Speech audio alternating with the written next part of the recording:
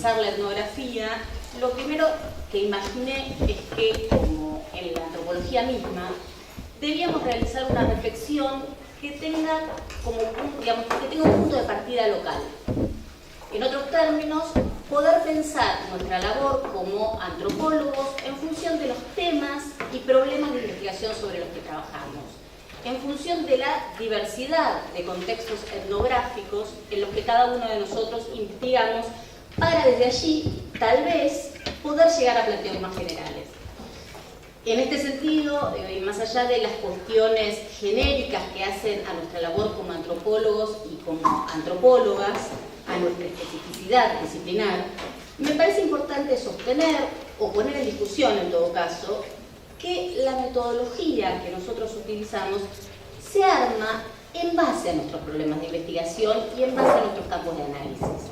Y es desde allí que vamos a ir ensayando estrategias metodológicas y novedosas formas para realizar nuestro trabajo de campo. Los días que dediqué para armar esta presentación coincidieron con unas clases que estuve dando en realidad de una maestría en la Facultad de Derecho de la Universidad de Buenos Aires. Esto me llevó a una situación un tanto esquizofrénica en la que, al tiempo que pensaba cómo explicarle a un público de abogados qué es la antropología, iba imaginando en forma paralela esta instancia en la que presentaría a un público de antropólogos las particularidades que supone hacer etnografía en el mundo de las burocracias judiciales. En relación a mis clases, debo reconocer que constituyeron un interesante ejercicio a través del cual poder explicarle a abogados que desconocen nuestra disciplina y que no necesariamente se sienten atraídos por conocerla, qué es la antropología, cuáles fueron sus orígenes y por qué se trata de una disciplina científica. Debo confesar también que este intento de ubicarnos en el podio de la ciencia sufrió cierto cimbronazo cuando, un tanto agotada por las derivas positivistas de algunos alumnos, decidí cerrar la clase recuperando esta idea de Evan Pritchard, en la que afirmaba que además de los conocimientos teóricos y de la preparación técnica, el antropólogo debe tener un carácter y un temperamento particular. Debe poseer talento para la organización y la exposición, una chispa de ingenio y además tiene que tener habilidad literaria. Todos estos motivos que lo llevaban a pensar que, en realidad, la antropología social debía considerarse más como un arte que como una ciencia natural. Pasando por alto lo que creo que fue mi fracaso en términos docentes, al menos para quienes esperaban una definición cerrada de la antropología, menciono estas circunstancias porque entiendo, ahora sí pensando en este público de antropólogos y seriamente, que situaciones como estas forman parte del campo, o mejor dicho, son construidas como parte del mismo. En las discusiones que se dan en una clase, en el marco de una clase con y para abogados, es posible, en parte, comprender otras lógicas de análisis, otras lógicas de razonamiento, así también como compartir, contrastar y discutir diferentes formas de evaluar y de resolver conflictos. Dicho esto, y controlando el riesgo de hacer un texto saturado de autor, como diría Geertz, me parece importante traer a colación mi propio trabajo como antropóloga y las características que presenta el campo en el cual yo trabajo, para presentar algunos problemas en la discusión. Desde hace ya muchos años, mi trabajo etnográfico ha estado centrado en, les podría decir, dos campos específicos. Por un lado, el campo de las burocracias judiciales y por el otro, el campo de la historia reciente. Ya sea pensando el funcionamiento del Poder Judicial durante la última dictadura militar y el rol que desempeñó en la misma, ya sea indagando sobre su funcionamiento actual en el tratamiento de causas de lesa humanidad, mis investigaciones se han centrado en la articulación de estos dos campos. Las cuestiones metodológicas que pretendo plantear a lo largo de esta presentación no deben ser vistas, no pretendo que sean vistas solo como estrategias que facilitan un desplazamiento exitoso por un campo que no siempre es sencillo, sino que deben ser entendidas como fenómenos que nos hablan de las características específicas del objeto de investigación, así como de las formas de operar y de interactuar que tienen los actores que forman parte de la institución judicial. El Poder Judicial en realidad constituye un campo antropológico extraño a lo que han sido las etnografías tradicionales. Extraño por distintos motivos. En principio porque los sujetos, los actores que lo transitan, no pertenecen a los pueblos otros, distantes y extraños de los comienzos de la disciplina. Pero tampoco pertenecen a sectores subalternos o sectores vulnerables, ¿no? Son sujetos directamente vinculados al ejercicio del poder. Estamos hablando de jueces, de funcionarios judiciales, de abogados. Es más, podemos pensar inclusive en quienes integran parte del Poder Judicial como parte de un grupo de élite. Inclusive lo que fue mi investigación de doctorado, el trabajo etnográfico supuso dar cuenta de un momento pretérito, ¿no? Dar cuenta de una causa que fue la causa de la morgue judicial, que en todo caso después mencioné un poco más claramente. Malinowski decía, ¿no?, contra aquellas visiones que presentaban a los indígenas como carentes de toda cultura, que la etnografía podía mostrar cómo estos pueblos estaban sometidos a normas de comportamiento y buenas maneras frente a las que, en comparación, la vida cortesana de Versalles o del Escorial era libre y fácil.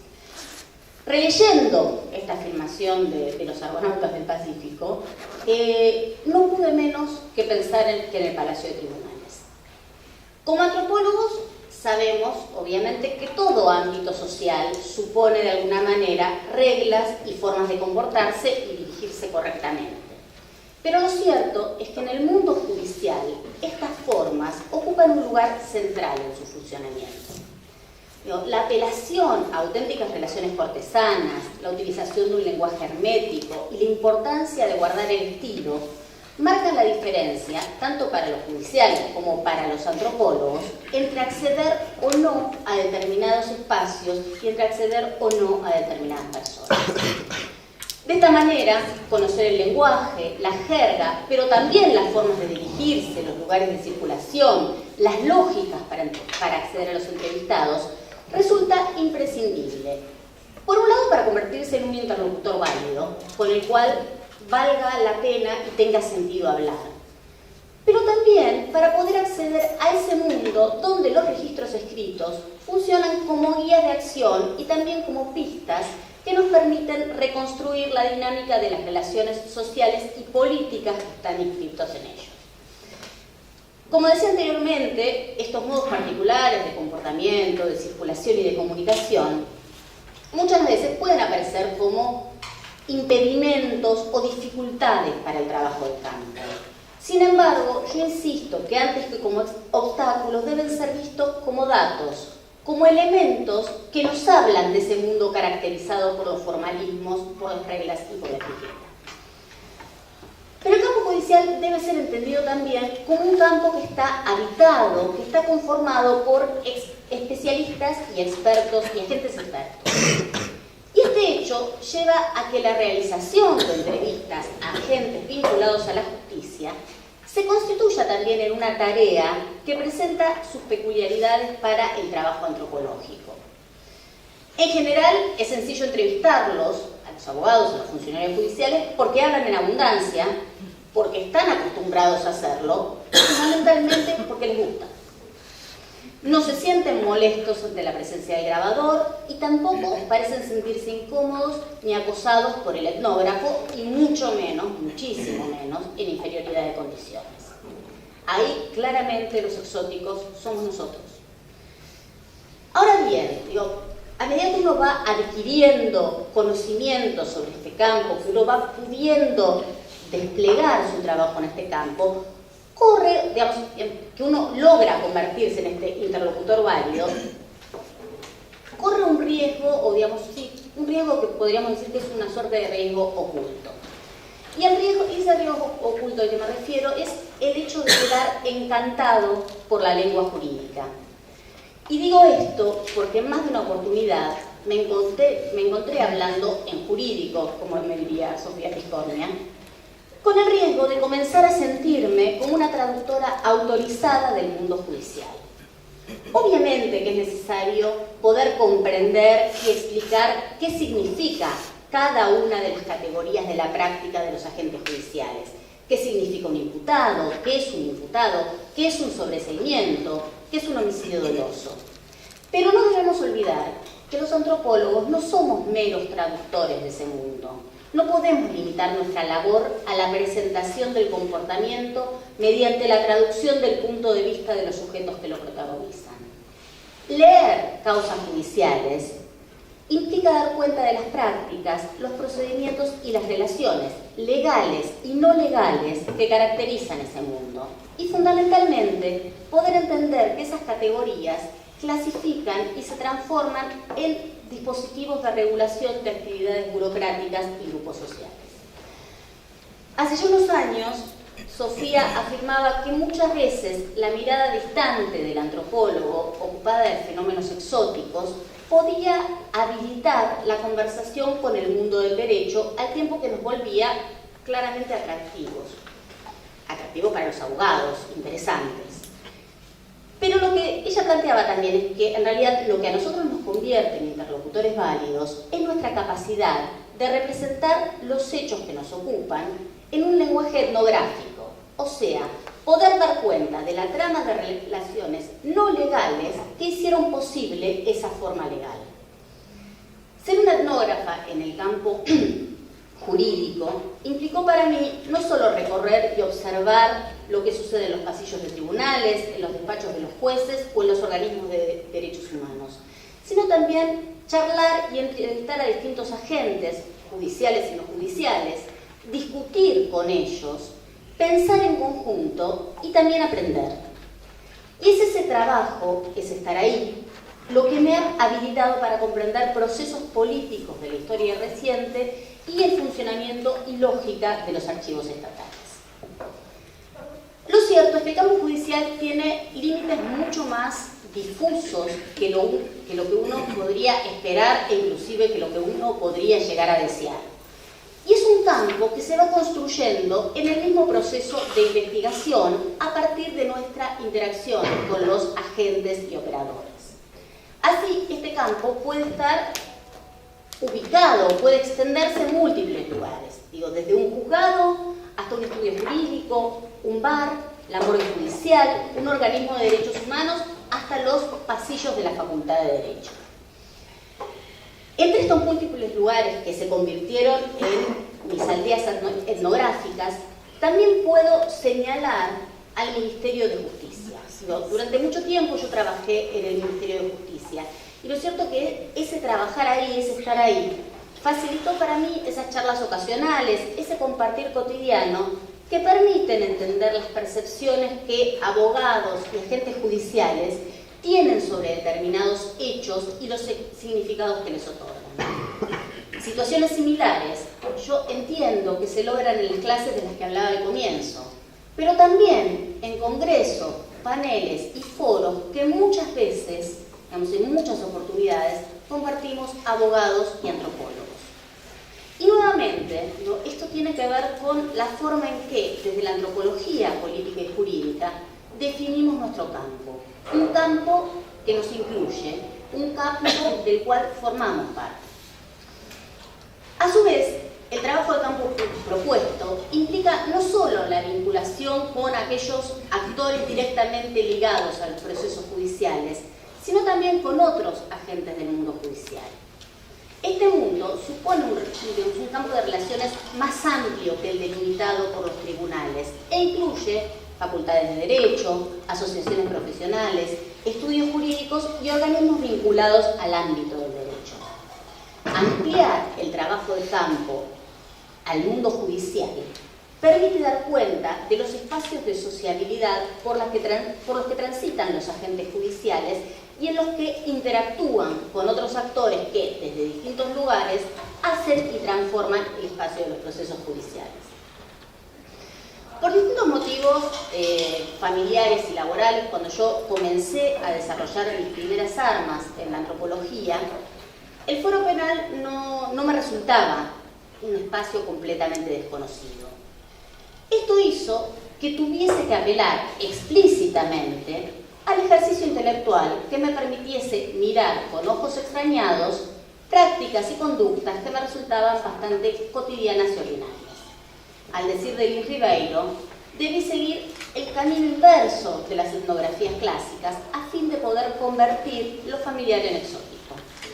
Esta frase, aunque es un tanto trillada, no deja de resultarme interesante para pensar, fundamentalmente porque demuestra que la diferencia es un artificio del análisis. O sea, se trata de un ejercicio intelectual y no de un empírico observable. Reconocer esto ayuda a no reificar la diferencia y también a no caer en cierto esnobismo de la exotización. Lo cierto es que cuando hacemos etnografía en instituciones de nuestra propia sociedad, aunque los actores que circulan por esos mundos no nos resulten totalmente extraños ni nosotros a ellos, terminamos siendo ajenos a esos ámbitos en la medida en que no somos actores sociales significativos, en el sentido de que no tenemos una historia en común, una identidad y una socialización compartida. Pero creo también que hay que tener ciertas precauciones con esta afirmación, porque con el paso del tiempo y de nuestro propio trabajo etnográfico, y aquí vuelvo a la aldea penal, los antropólogos nos hemos ido constituyendo en actores autorizados que ocupan un lugar social en esa red de relaciones que al comienzo puede resultar lejana. Y así nos vemos requeridos como conocedores de ese mundo con los cuales discutir o intercambiar opiniones, e inclusive como expertos, testigos de contexto o peritos especializados que cumplen una función específica y legitimada en el ámbito de los juicios. Cuando cruzo el campo de los tribunales con el de la historia reciente, este escenario se complejiza aún más. En principio porque en mi caso particular, mi investigación de doctorado implicó reconstruir y analizar el funcionamiento de los tribunales en un momento pretérito, o sea, durante la dictadura militar. Por otra parte, porque se trataba de trabajar sobre un caso que daba cuenta de un hecho de violencia producido por las Fuerzas Armadas en connivencia con el Poder Judicial. Me estoy refiriendo al paso de cadáveres de desaparecidos por la morgue judicial. De esta manera, muchos de mis entrevistados, las personas que yo podía llegar a querer entrevistar, podían estar implicados en el hecho o de un modo u otro sentirse interpelados. Esto me obligó a desarrollar determinadas estrategias para, en la situación de entrevista, acceder al caso en cuestión y también para acceder a determinados actores, lo cual, por supuesto, supuso la apertura de determinadas puertas, pero también el cierre de otras. Y estos elementos, me permiten reflexionar en torno a otra especificidad, si quieren, de las instituciones judiciales, que obligan al desarrollo de estrategias metodológicas al tiempo que nos hablan de ese mundo. En tribunales, en esto de cómo acceder a determinadas entrevistas o acceder a determinados lugares. En tribunales, el venir de parte de funciona como una forma de abrir puertas que nos ubica ante los actores en un mapa de relaciones conocidas, jerarquizadas y muchas veces donde también operan deudas y favores. Lo interesante es que las relaciones que se tejen no son necesarias ni principalmente relaciones entre dos.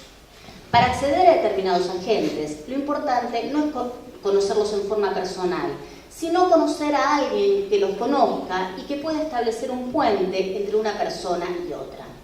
Como sostiene Candelima, se trata de relaciones que se tejen bajo la forma de tramas y no de relaciones diádicas. En este punto, el antropólogo es visto claramente como una persona inserta en un conjunto de relaciones y no como un sujeto aislado. Hacer trabajo de campo en los tribunales supone también trabajar de un modo más o menos exhaustivo, más o menos explícito, con un tipo particular de documentos. Me estoy refiriendo a los expedientes judiciales. ¿Qué cosas dicen las causas judiciales? O en todo caso, ¿por qué nos pueden interesar a nosotros como antropólogos las causas judiciales? En principio podría decir que los expedientes constituyen el modo por antonomasia de plasmar los procedimientos judiciales. Ahora bien, podríamos agregar también que se trata, sobre todo, de un estilo de escritura que tiene una forma particular de ordenar y de presentar los hechos que, se pretende, van a conformar verdades jurídicas. Las sentencias y resoluciones que aparecen en los expedientes, sentencias que se presentan de un modo pretendidamente aséptico, son el resultado de un proceso de lucha de argumentos y posturas no solo jurídicas, sino extrajurídicas que circulan tanto al interior como al exterior del tribunal. En este sentido, digamos, el seguimiento de estas prácticas formales y altamente normalizadas sacan a la luz cuestiones vinculadas, por un lado, con el marco institucional y los constreñimientos estructurales, pero también cuestiones que están vinculadas con las diferentes adscripciones de los agentes, las representaciones de los mismos y las alianzas e intereses que los relacionan. Desde esta perspectiva, el trabajo con una causa judicial pretende reconstruir prácticas judiciales, relaciones entre grupos, conflictos y acuerdos, y no realizar un análisis de doctrina jurídica y conceptos dogmáticos en términos más comprensibles, tarea para la cual, digamos, por otro lado, no estamos capacitados, ¿no? Y esta aclaración no es ociosa, porque justamente, como dije antes, la tarea del antropólogo no es la de oficiar de traductores de las causas judiciales o de los términos jurídicos. La centralidad que ocupa la documentación escrita en este tipo de investigaciones es indubitable. Pero digo, más allá de la importancia de los documentos, lo cierto es que estos documentos no reemplazan el relato de los protagonistas, ni el conocimiento de sus prácticas en la vida cotidiana institucional. O sea, es imprescindible poder articular los registros escritos con los relatos de los actores. Esta idea de poder ir más allá del documento. En este sentido, el relato de los actores sirve como el de informantes especializados que nos guíen por las causas penales, o también para conocer las impresiones e interpretaciones sobre lo que aparece en el expediente. Pero muchas veces también para conocer las interpretaciones que ellos tienen sobre hechos que no surgen del expediente, pero que se vinculan con el mismo. E inclusive les diría, sirven estos relatos para organizar una suerte de agenda de temas y problemas que suele ampliar ese universo que uno había imaginado originalmente. Sostener que la inclusión de otras tareas de investigación, como por ejemplo trabajar con expedientes, aparte de las actividades tradicionales típicas del oficio antropológico, entrevistas, observación participante, largas temporadas en el lugar, permite un abordaje más integral, pensarlo en estos términos, puede parecer una obviedad metodológica. Sin embargo, el hecho de que se trate de un espacio, el espacio judicial, que se estructura a partir de normas que regulan las formas de proceder de los operadores y que orientan sus prácticas, hace que esta aclaración adquiera un significado mayor.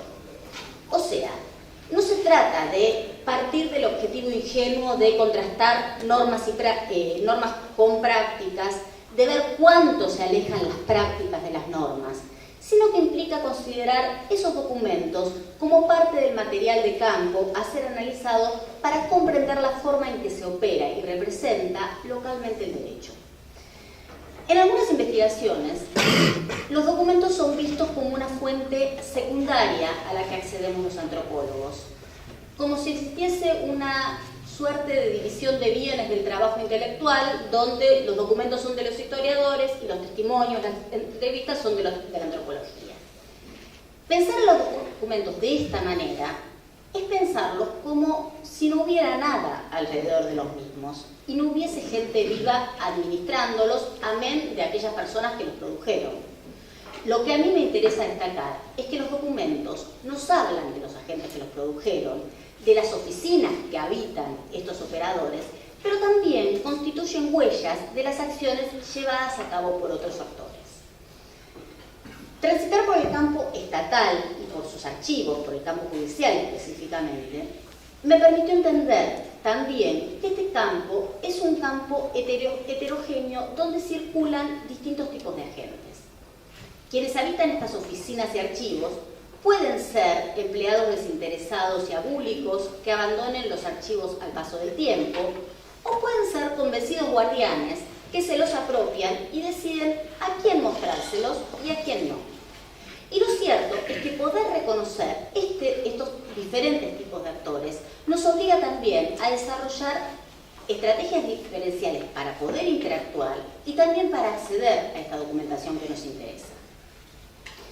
En este mundo del trabajo con documentos estatales, no es inusual que entre los cientistas sociales surja la pregunta acerca de si los documentos mienten, particularmente cuando estamos hablando de documentos producidos por agencias estatales en el marco del terrorismo de Estado. Para intentar responder o al menos problematizar esta pregunta, me parece importante recuperar las definiciones más clásicas de nuestro oficio como antropólogos. En un punto, los antropólogos sabemos, o deberíamos saber, que si uno limita las investigaciones a la mera realización de entrevistas, corre el riesgo de perder el flujo continuo de la vida cotidiana de los actores.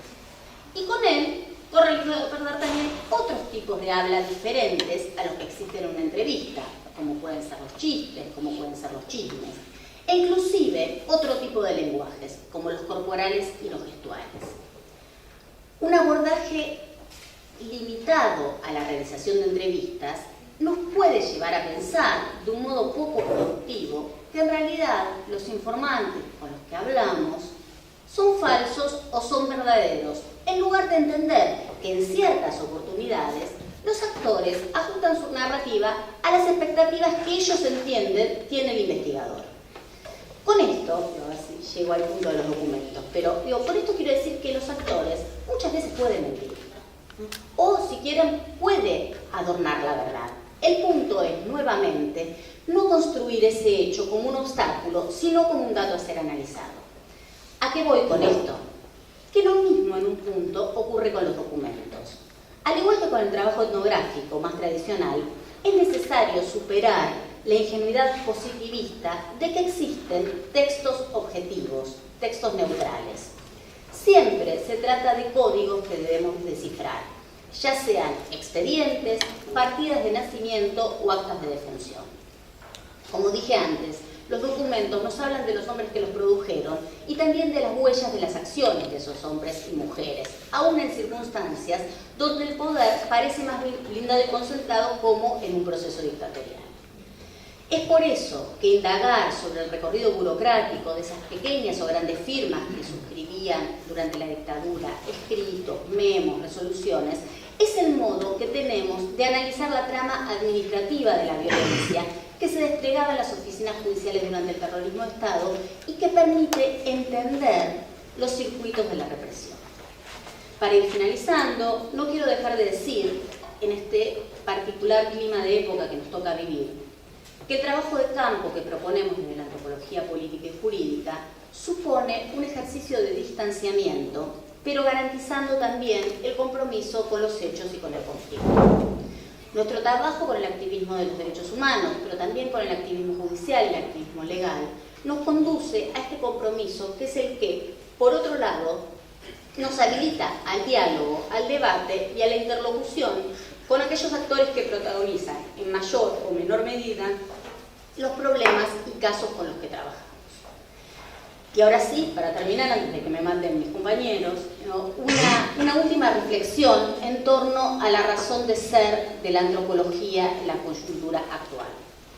Durante mucho tiempo yo pensé que mis investigaciones en este campo, particularmente mi trabajo sobre lo que fue la causa de la morgue judicial, había constituido un aporte desde la antropología para comprender el modo en el que había actuado el Poder Judicial durante la última dictadura, para entender sus lógicas, para entender su capacidad de supervivencia y también de adaptación a los distintos regímenes políticos. Sin embargo, durante los últimos años, y justamente cuando está en discusión la continuidad de los juicios de lesa humanidad, pero también el interés en el análisis de nuestro pasado reciente, al menos desde ciertas perspectivas, comencé a descubrir la utilidad pragmática de estas investigaciones. ¿Qué quiero decir con esto? Que no se trata solo de pesquisas que nos permiten entender lógicas y circuitos burocráticos, aunque sin esta comprensión y sin este conocimiento nada podríamos hacer, sino que se trata de investigaciones que pueden colaborar en la reconstrucción de historias de vida, en la identificación de cuerpos y en la recuperación de nietos. Muchas gracias. Bueno, me cuesta ahora arrancar después porque me voy como dialogando con lo que voy pensando, las cosas que van diciendo mis compañeros. Para mí también es un gran placer estar acá. Gracias a todos los miembros de la facultad, gracias a todos los que vinieron a escuchar la conferencia, gracias Juan Pablo por gestionar todo tan bien y gracias por ponerme en el mismo panel, así nos podemos encontrar y reírnos un rato, porque siempre es eso lo que pasa. Decía de que me cuesta no plantearlo como un diálogo, ahora traía un guión y ahora tengo cosas anotadas por todos lados, por tu culpa. Exactamente. Yo lo que había pensado hablar, siempre decimos con María José que nos piden el mismo número, debe ser que el número está bueno. Ya he hablado varias veces con algo que tiene que ver con mi investigación en particular y cómo llevar también, esta vez quería enfocarme un poco más en cómo llevar esa investigación. Había puesto en Facebook Juan Pablo el tema de nuestro más sagrado, ¿cómo era? Objeto de innovación, la etnografía, bueno, dar un poco de testimonio de ese sagrado objeto, de algunas, o sea, cómo yo primero tuve que lidiar con algunas situaciones particulares dentro de mi devenir antropóloga, y después cómo enseñar eso actualmente en distintos cursos de metodología de la investigación, particularmente en lo que refiere a la parte como más vivida del oficio, que es el trabajo de campo, ¿no? Y que tiene que ver con que en los últimos tiempos me he vuelto como una especie de militante en contra de la objetividad, al menos como yo no la aprendí solamente, sino que también la viví. ¿En qué sentido? Ya voy a ir como desarrollando esto, ¿no? Es muy, o sea, siempre tuve como la sensación de que la objetividad que se nos transmitía dentro de los cursos de investigación, yo no soy antropóloga de formación, soy psicóloga de grado, y la objetividad que se me transmitía, ¿no? Que había que tener una visión objetiva sobre lo que uno investigaba, chocaba muchas veces con mis propios intereses, ¿no? Esto se vio complejizado mucho más, particularmente acerca de la violencia, que fue a lo que me dediqué posteriormente, y por otro lado yo encuentro en la antropología algo que no había encontrado en la psicología, ¿no? Que es esta cuestión de que el analizar qué le pasa a uno mismo en relación al campo, al encuentro con el otro, tiene un nombre, ¿no? Se llama reflexividad. Yo esto lo repetí un montón de veces, ¿no? Sí, pero realmente me topé con la necesidad de desarmar el concepto de reflexividad y encontrar que incluso en términos teóricos había muchas definiciones de reflexividad cuando tuve que enseñar o poner en práctica qué era la dichosa reflexividad, ¿no? Porque casi es un mandato disciplinar, no hay que ser reflexivo, hacer uso de la reflexividad, ¿cómo? ¿No? ¿Y en qué casos? O sea, acá hablamos un poco, digo que él también iba a hablar de las emociones. Yo voy a hablar más de las emociones de uno, el etnógrafo, la etnógrafa, que de las de los nativos, ¿no? O sea, ¿qué pasa cuando las emociones de uno o la supuesta posición de uno hacia un objeto de investigación es problemática? Como era mi caso, ¿no? Y acá empiezo a dar testimonio sobre nuestro sagrado oficio. Yo termino esa carrera, empiezo a cursar la maestría en antropología, me enamoro de la antropología, dije, ay, esto era lo que yo estaba queriendo hacer, me equivoqué de carrera. Y conozco accidentalmente a la que después fue mi directora de tesis, que fue Ludmila Silva Catela, muy accidentalmente la conozco, y a la cual me la presenta como, ay, ella es antropóloga, va a ser profesora tuya en la maestría, ella es Marianita, es de Jujuy, donde vos estás haciendo el trabajo de campo, es hija desaparecida. Soy hija desaparecida. Era como su nativa informante clave en un punto y me dijo, ¿querés venir? Pero me invitó como asistente de investigación, lo cual fue un shock para mí, porque desde ese momento empecé como a plantearme si realmente, y es algo que ella también me preguntó, ¿no? Si yo iba a poder con esa situación, a lo cual yo contesté, no sé, vamos. Y allá fui, ¿no? A ese primer trabajo de campo. Y ahí me di cuenta que lo que había leído sobre la reflexividad no era tan sencillo de poner en práctica, por un lado, y no tan imposible como me habían planteado, por otro, ¿no? Porque a partir de ahí, planteándome un problema de esta cuestión de una nativa haciendo investigación sobre su propio tema, en su propio lugar, porque además era el lugar donde yo había crecido, ¿es posible o no? Uno puede producir buenos trabajos etnográficos con tanta cercanía, ¿no? Voy a poner todo entre comillas, porque es una de las cosas que quiero problematizar, ¿no? Uno puede hacer trabajos etnográficos de calidad distanciados, ¿no? Que es algo que uno repite mucho. O sea, ¿en qué consiste esta distancia? Y sobre todo, ¿cómo se trabaja? No es algo que a mí me haya resultado fácil. Por eso ahora también, de alguna manera, quiero problematizar. No me resultó fácil porque, por un lado, modificó mi mundo de origen, ¿no? Ya pasé a ser sospechada en el mundo de origen de excesiva distancia y sospechada dentro del ámbito académico de excesiva cercanía, ¿no? Entonces, en esa zona gris, en esa zona liminal, que es un concepto que a mí me encanta, donde está el peligro, la contaminación, todo lo que sabemos los antropólogos, nada bueno sale de ahí, me tuve que mover siempre, ¿no? Y me obligó a hacer un ejercicio, a vivir yo en carne propia esta reflexión constante sobre la reflexividad, ¿no?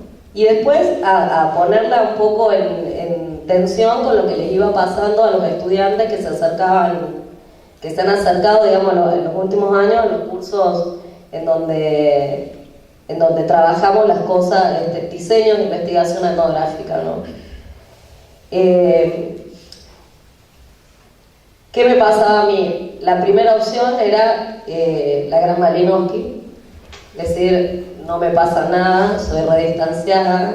Por supuesto que eso fue lo que hice durante mi esto también yo se los cuento, digamos, a los estudiantes, ¿no? Hasta que uno se consagra de cierta manera, por lo menos rindió una tesis, la cual tuvo una nota, que con suerte fue buena, uno se posiciona de una manera, ¿no? ¿Cuál era mi primera posición? Ocultar todo lo que tuviera que ver con mi primera persona. Mi tesis de maestría tiene 300 páginas, en las cuales no hablé en ningún momento de mí, salvo en la dedicatoria. Lo que pasó fue que la dedicatoria tenía todo lo personal, el tribunal la leía y se largaba a llorar y no podían leer la tesis. Después esto sucedió, o sea, me lo dijeron. Entonces yo todas estas situaciones me llevaron a pensar cómo equilibrar esa cosa. Uno realmente se tiene que esconder o puede hacer de esas cuestiones que uno es, muy entre comillas, ¿no? Porque los esencialismos sabemos que no existen, lo que los otros ven en uno, lo que a uno le pasa y las emociones que surgen entre, no las que le pasan solamente a los nativos, sino las que uno también propicia, digamos, en ese encuentro, un insumo de investigación y cómo, ¿no? Se pueden analizar, cómo se analizan, se racionalizan, por qué también se pasan, qué es lo que eso propicia y qué es lo que obstaculiza en cada una de las situaciones de campo, ¿no? También pensaba esto del exótico, estuvimos con María José charlando de tornar exótico lo familiar, en mi caso era literal, lo de tornar exótico lo familiar, pero también partiendo de un análisis crítico quizás de esto que Marisa Peinano llama alteridad mínima y máxima, que eso fue algo que a mí, un concepto que a mí me sirvió bastante para pensar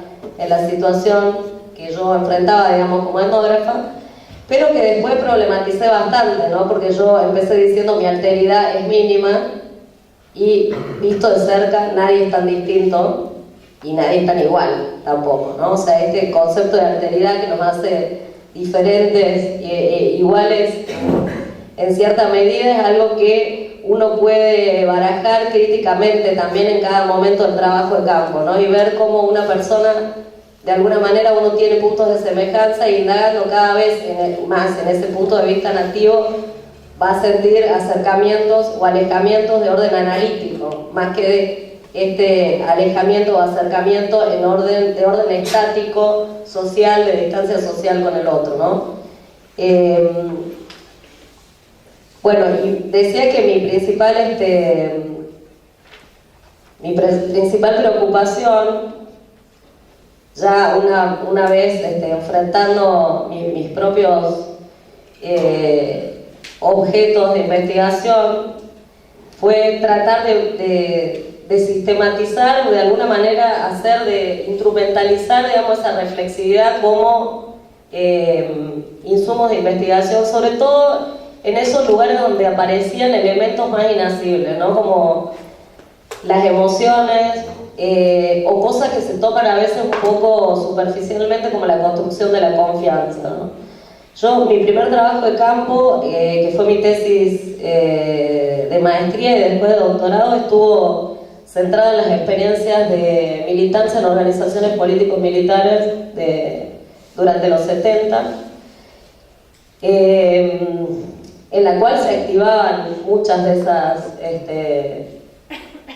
situaciones donde de alguna manera irrumpía la emoción en varios sentidos, algunas veces limitando, ¿no? Bueno, esto sería mucho más largo de desarrollar, ¿no? Pero bueno, a veces las emociones, algunas emociones con tintes morales limitan la palabra, por ejemplo, en el trabajo de campo, y algunas otras, si uno no las habilita, es imposible que surjan. Pero fui pensando, digamos, en estas distancias sociales y analíticas que incluso yo iba compartiendo, digamos, con los entrevistados y negociaba justamente con ellos en la construcción de la confianza. Esta cuestión de la construcción de la confianza se hizo todavía más patente, y de las emociones, del fluir de las emociones en la construcción de la confianza, se hizo más patente todavía en el segundo trabajo de campo que hice, que es actualmente mi proyecto de investigación, con sobrevivientes del Centro Clandestino de Detención La Perla, que normalmente, digamos, cuando empecé ese trabajo de campo, los sobrevivientes de La Perla fueron particularmente estigmatizados. Entonces la primera impresión que tuve era que ellos eran invisibles, que no querían hablar, ¿no? Después eso lo pude sistematizar como algo que deviene, digamos, del contexto concentracionario, donde se pierde el sentido compartido del mundo, ¿no? Y hay que reforzar doblemente los contratos éticos, pero también los contratos de alguna forma de empatía, que no sea una empatía tan naif o tan centrada en el concepto de rapport, que es el que tenemos, ¿no?, a disposición metodológicamente. No sé qué es esto de la empatía y qué es esto del rapport y cómo se construye, ¿no?, en cada uno de esos contactos humanos. Se puede confrontar con las personas con las que uno está trabajando qué es lo que está sucediendo emocionalmente en esa situación, cuáles son las convenciones sobre las cuales uno trabaja, porque uno piensa a veces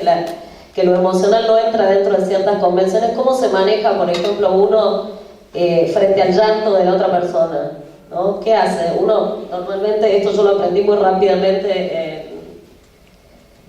en los primeros trabajos de campo, uno tiende a tocar, ¿no?, a la persona, y lo que pasaba cuando esa persona lloraba y yo la tocaba era que dejaba llorar. Yo me quedaba mucho más tranquila, por supuesto, ¿no? Pero después empecé a entender de que a la que lo ponía incómoda esa situación era a mí. O sea, a la que le ponía incómoda que el otro llorara era a mí. Yo lo que hacía era poner incómoda al otro cuando lo tocaba. ¿Por qué? Porque le estaba mostrando que estaba llorando delante de un extraño, ¿no? O sea, uno lo puede analizar incluso más sociológicamente esto, ¿no? Los ritmos de las convenciones dictan que una persona no llora delante de un extraño a menos que lo conozca un poco más. Bueno, todo ese tipo de cuestiones yo, de alguna forma, lo que busco es sistematizarlas como insumos de investigación y de alguna forma transmitírselas a mis alumnos. Quizás no hay otra forma de hacerlo que no sea esto, ¿no? Contando cómo son esas situaciones, porque después lo que les pasa, digamos, cuando compartimos, digamos, sus primeras aproximaciones al campo, es que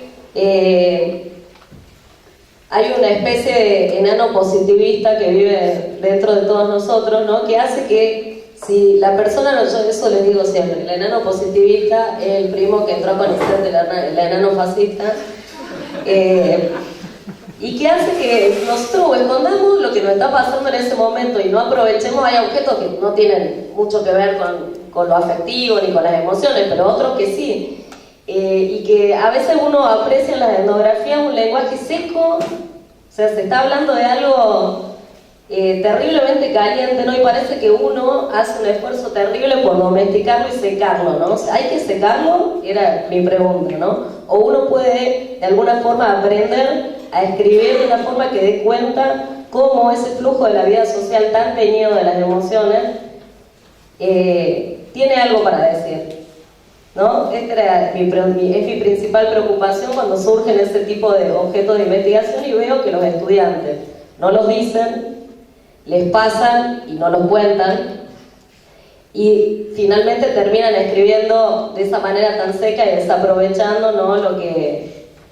lo que de alguna forma se predica, ¿no? Se predica pero no se lleva adelante porque no es fácil, ¿no? Es esto, la etnografía es teoría vivida, bla bla bla bla, pero después transformamos dentro de mi campo un juicio de lesa humanidad en algo seco, o un mercado en algo limpio, ¿no? Sin gritos, entonces, pero más por una limitación propia a la hora de percibir, de poder analizar ese entre que se construye en el cara a cara y después de poder ponerlo en palabras y validarlo, y acá con esto voy a cerrar porque yo creo que tenemos una apuesta también política a generar nuevos modos de escritura dentro de la academia que no nos hagan personas ajenas a la realidad, porque hay que ser consciente que si uno se escribe a uno mismo, uno cuando escribe sobre esos mundos escribe sobre uno mismo también, y si se escribe a uno mismo como algo ajeno a eso,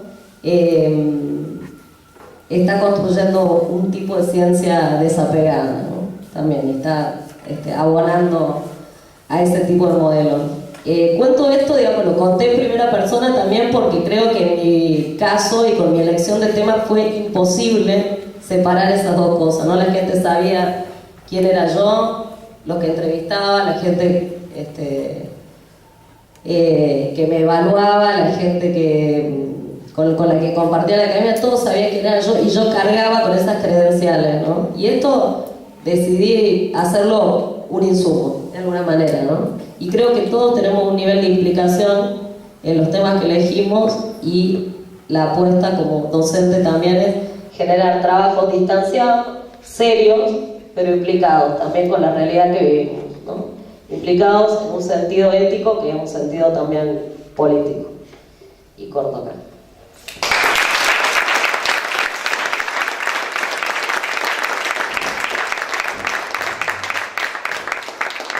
Muchas gracias. Gracias por la invitación. Me encanta estar acá, es la primera vez que vengo y espero que volvamos a compartir otros espacios de intercambio. Me resulta muy estimulante.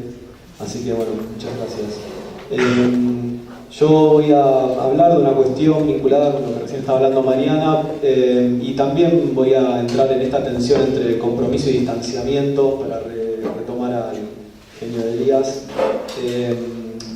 Y sobre todo va a quedar demostrada mi sentimiento de culpa por el distanciamiento que intento mantener con respecto a las cuestiones emocionales. Acabamos de tomar unos roles de género después. Sí.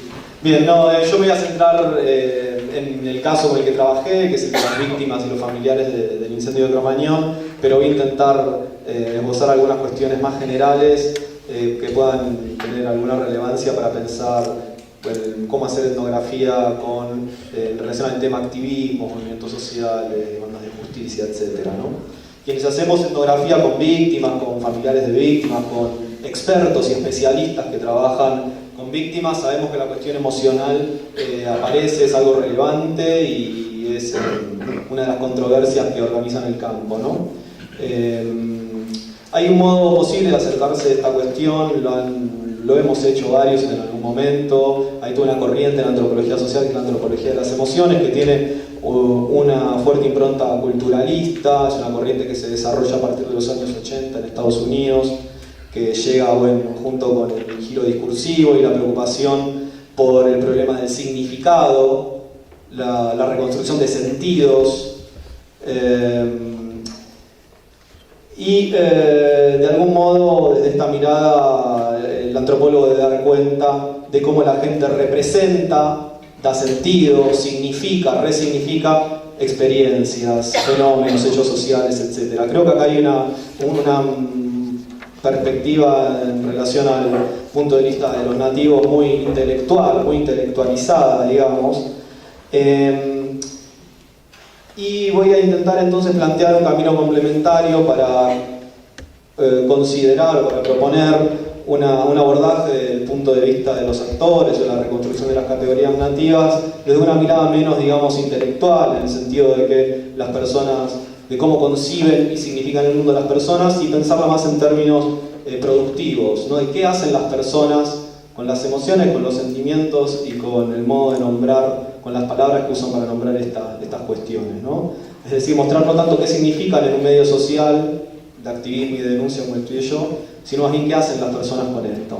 Entonces me parece que se pueden realizar dos operaciones, en principio, para ir entrando en tema, que es poner en relación las emociones con la moral, porque las personas evalúan moralmente los aspectos emocionales de la acción y es en base a ello que actúan.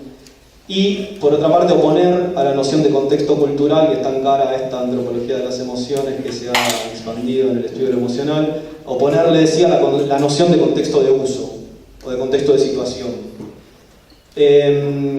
Entonces, bueno, lo que voy a intentar hacer es justamente entrar en estos temas, digamos, comenzando un poco por el modo en que algunos clásicos, digamos, pusieron en relación esta cuestión de las emociones con la moral, y lo hicieron sobre todo destacando cómo lo emocional cumple algún tipo de función o tiene algún tipo de papel en relación a la integración social, ¿no? Ya de la división del trabajo social, sabemos que Durkheim, no voy a profundizar en esto, pero quería darle una pasada nomás, para entrar después directamente al tema. Decía la preocupación por el modo en que los agregados humanos se mantienen integrados, ¿no? Hablaba de la sociedad de solidaridad mecánica, de solidaridad orgánica, y también hacía referencia a las creencias y sentimientos comunes a los integrantes de este tipo de agregados humanos que tienen intensidades variables según el tipo de solidaridad sobre la cual se fundamentan, ¿no? Pero aquí lo que me interesa destacar de Durkheim, que como sabemos fue uno de los autores que más influenció en la antropología social británica, es que para él la solidaridad social era un fenómeno moral, ¿sí? Que depende de la existencia de reglas que son de cumplimiento obligatorio, pero que también son vividas como deseables. Que frecuentemente este es un aspecto que se olvida al avanzar en el tratamiento del aspecto, digamos, moral de la conducta. ¿Sí? Se suele hablar de que la moral se impone como una cuestión obligatoria y no solemos integrar en nuestros análisis la cuestión de la deseabilidad. ¿Y por qué es importante, me parece, el tema de la deseabilidad? Perdón, porque justamente, ¿no? Como dice Durkheim, el cumplimiento de las normas no se debe a una mera coacción, sino que es considerado también por los actores como aquello que es correcto, deseable y que está respaldado emocionalmente. Esta mirada, decía, de la sociedad como un fenómeno moral influenció muy fuerte la antropología social británica de principios del siglo XX. Como ya sabemos, bueno, en Malinowski esto se ve claramente, ¿no? En las etnografías como digamos, los intereses individuales están entrelazados con las constricciones normativas, ¿no? Con las constricciones normativas sociales. Bueno, se ve en el caso de la agricultura, como las personas expresan su deseo, digamos, de cumplir adecuadamente con las obligaciones de parentesco y que este deseo está respaldado emocionalmente, cómo las personas ponen en juego su interés personal, la búsqueda de prestigio, el reconocimiento, etc., ¿no? Entonces, en esta línea de análisis, los deseos, los sentimientos, las emociones de las personas están en consonancia con las normas sociales. Y cuando las contradicen, hay usos tradicionales y legalizados ya establecidos para recausar esas disonancias. Hay otra idea que me parece importante para avanzar en esta relación entre emociones y moral, y es también, ¿no?, que viene de las elaboraciones de Durkheim, cuando Durkheim señala que, ya más adelante, ¿no?, en las formas elementales de la vida religiosa, que la vida social depende de la existencia de representaciones colectivas, ¿no?, de ideas morales, creencias, símbolos, etc., que periódicamente tienen que ser revitalizados, ¿sí?, porque se desgastan a través, digamos, del tiempo, ¿no? Y bueno, la forma en que estos ideales deben ser revitalizados es a través de los rituales, ¿no? Entonces, como sabemos en sus elaboraciones, él ahí destaca el papel de la emocionalidad, de los sentimientos, de las pasiones durante la actividad ritual, y cómo esto hace posible la producción y la reproducción del conjunto de concepciones ideales que hacen vivir a la sociedad. Bueno, no voy a...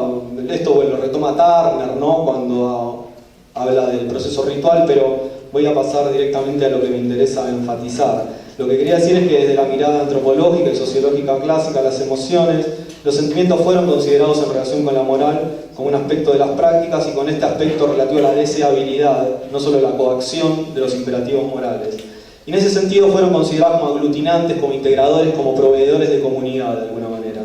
Entonces, me parece que hoy en día resulta un lugar común en nuestros trabajos, y en el caso de quienes trabajamos con los temas como los que mencioné al principio, partir del supuesto de que las emociones promueven la construcción de vínculos y de lazos sociales, ¿no? En el caso de las investigaciones sobre víctimas suele hablarse de que hay un pasaje del dolor a la lucha, ¿no?, y que el dolor y el sufrimiento contribuyen a crear comunidades que, sufrientes, digamos, que están legitimadas públicamente por esa experiencia de padecimiento. Sin embargo, lo que voy a contar ahora, digamos, es cómo también las emociones pueden presentarse como una amenaza a la construcción de comunidad y de vínculos, y que pueden ser impugnadas y discutidas, y voy a mostrar cómo esto contribuyó en un caso a la producción de jerarquías y desigualdades al interior del colectivo en el que yo trabajé, digamos, ¿no? Entonces decía que solemos leer que los lenguajes emocionales están socialmente legitimados, son eficaces y contribuyen al reconocimiento social legítimo de los sufrientes, pero bueno, esto justamente las propias personas que atraviesan estas situaciones suelen ponerlo en duda. Voy a leer un breve párrafo de un documento elaborado por los familiares de las víctimas de Cromañón que dice así: una gran ambigüedad acompaña la representación que nuestra sociedad construye acerca del lugar de las víctimas.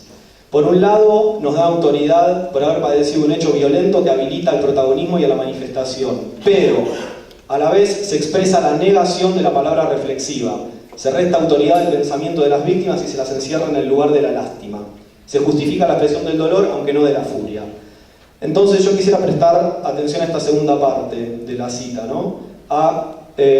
Cuándo se justifica la expresión del dolor, aunque no de la furia, porque, recuperando esta cuestión del carácter ambiguo de las víctimas, los familiares han denunciado en muchas ocasiones que el papel de los medios de comunicación y de ciertos funcionarios políticos, etc., fue de acusarlos de ser violentos para deslegitimarlos, etc.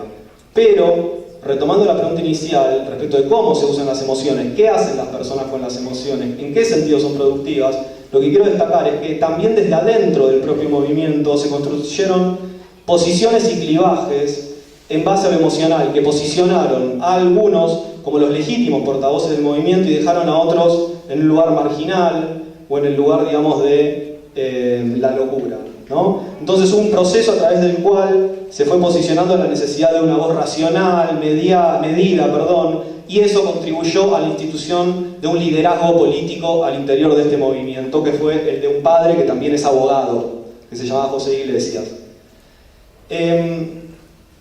José es una persona que lleva muchas décadas en la familia judicial, como él le dice, y en la política profesional también, fue asesor de diputados y conoce muy bien el juego político desde adentro. Y los padres de las víctimas lo eligieron como representante jurídico en la mayoría, porque vieron en él un técnico con capacidad técnica, con la capacidad de pensar en frío, digamos, pero que también estaba comprometido emocionalmente con la lucha, ¿no? Al mismo tiempo, la jueza lo eligió como el abogado al que iba a derivar automáticamente los casos que ingresen las querellas que fuesen ingresando como cabeza de querella se los iban derivando a él, porque era el abogado que más representados tenía.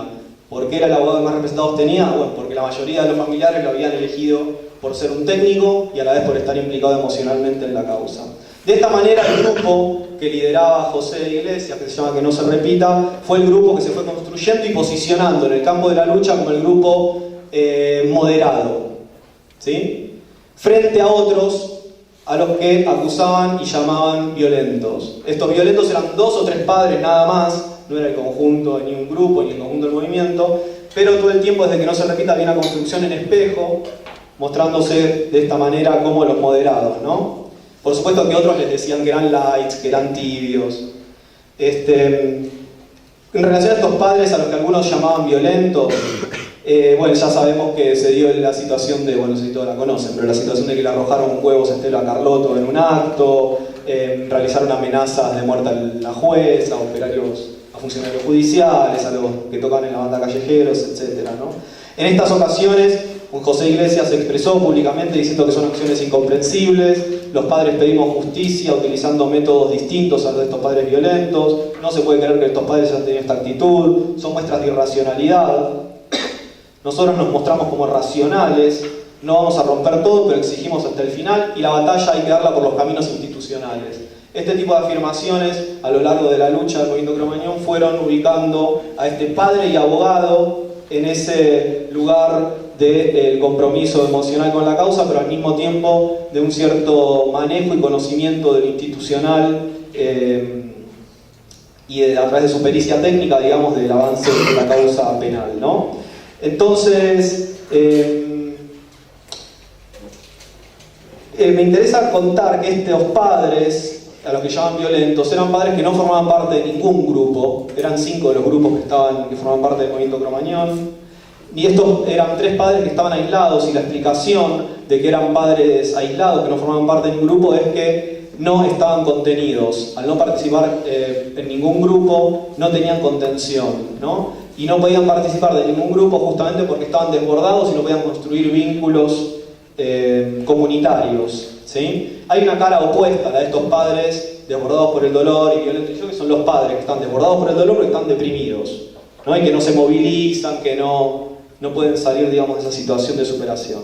Entonces, recuperando las evaluaciones morales negativas que suscita la conducta emocional de estos padres violentos, aparecían como un problema político, ¿no? Porque lo que decía José Iglesias públicamente en las propias reuniones del grupo, las que yo hice el trabajo de campo, es que el problema deviene de que la lucha tiene 2 niveles, ¿no? El nivel de la lucha política en la calle y el nivel de lo judicial.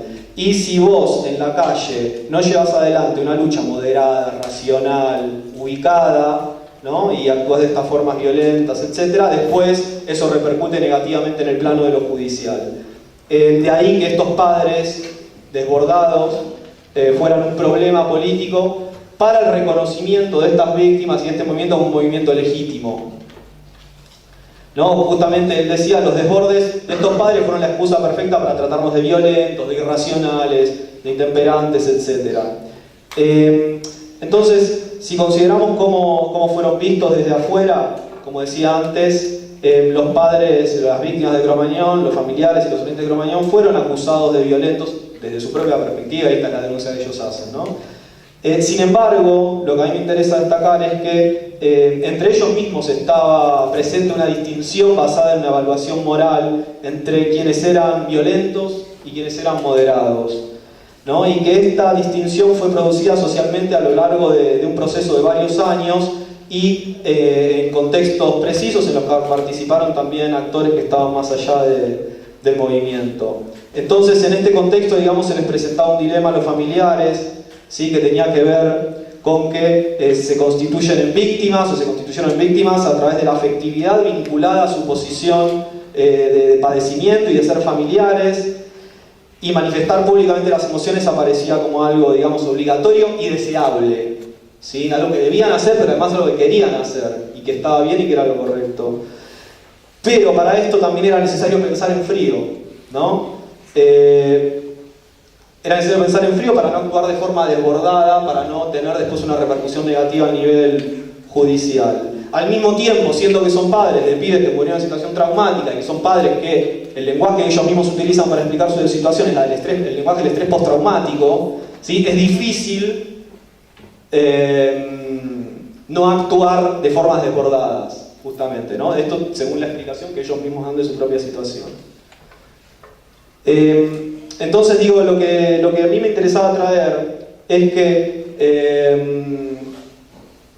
no es tanto, digamos, que yo vengo a traer un cisne negro, ¿sí? El caso que no se ajusta, que muestra que los sentimientos pueden romper los vínculos de comunidad y tal, que no se ajusta a las teorías que solemos usar sobre el tema, sino que creo que a veces tenemos tan naturalizadas ciertas ideas al respecto, en este caso respecto de lo emocional, como aquello que permite construir vínculos comunitarios que se nos puede llegar a escapar algunas cuestiones que en este caso a mí me explotaron en la cara y no podía no prestarles atención. Y lo que me permitió ver que los sentimientos no son solo formas de legitimar demandas, sino que también son el insumo para construir posiciones de poder, de desigualdad y de jerarquía entre las personas que integran este tipo de movimientos, ¿no? Entonces, para poder visualizar esto y no quedarlo solo con el papel de lo emocional en la construcción de relaciones sociales y la legitimación de los reclamos, creo que como antropólogos, y acá voy a traer la idea del contexto de situación, tenemos que inscribir los usos de lo emocional en el campo de las relaciones sociales que estudiamos. ¿En qué sentido?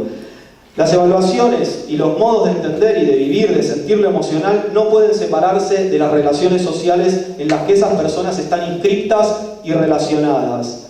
No pueden separarse del estudio de quiénes son sus amigos, sus enemigos, sus aliados en esas comunidades. Porque cuando las personas hablan sobre las emociones, en realidad no hablan sobre las emociones, sino que están hablando sobre las personas concretas que viven esas emociones y a través de las cuales se expresan esos estados emocionales.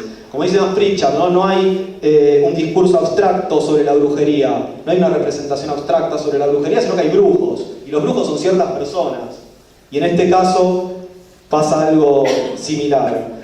Esos brujos son personas que tienen amigos, enemigos, aliados en sus comunidades. Y si queremos entender la brujería y cómo las personas viven la brujería, tenemos que entender esas relaciones sociales que conectan personas y no solamente reconstruir sentidos, reconstruir significados o reconstruir representaciones.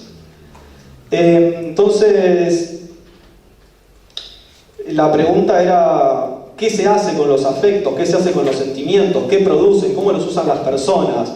Por eso me parecía importante traer a primer plano esta idea del contexto de situación y del contexto de uso, que no es el contexto cultural, entendido en un sentido elusivo, amplio y indefinido, digamos, ¿no? Como si los términos solo tomaran su sentido de una vez y para siempre, por haber sido modelado por un cierto contexto cultural, que es al menos la impresión que me deja a mí cierta antropología que estudia el tema de las emociones, no esta que mencionaba al principio.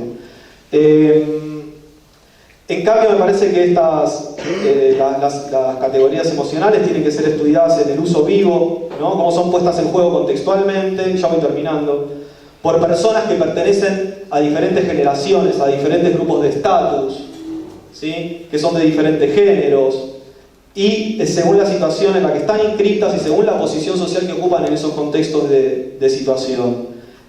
Bueno, hay ejemplos, se me ocurría el caso del término 100, hogar entre los Nuer, que trae Max Pritchard, que puede significar la pertenencia a un linaje por vía naticia o cognaticia, pero también un territorio, ¿no? Y el significado es relativo al contexto de situación, o el término que usan los Trobriand para cuando en un sistema clasificatorio, designan con un mismo término a una prima, y no es lo mismo, digamos, llaman hermana, a lo que nosotros vemos como una prima, ¿sí? Y bueno, ellos pueden distinguir quién es su hermana de la familia nuclear y quién es su prima, digamos, nosotros lo vemos como prima, su hermana lejana, ¿no? Pero bueno, esto todo tiene que ver con el contexto de situación y cómo se ponen en uso las palabras. Entonces, digamos, ya para cerrar,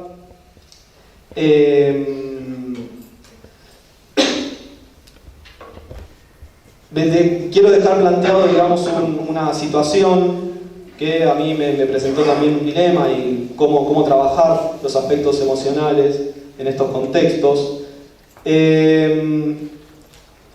Y que es el siguiente, ¿no? Como antropólogo nativo, y aquí se conecta un poco con lo que traía Mariana. ¿Estoy bien de tiempo?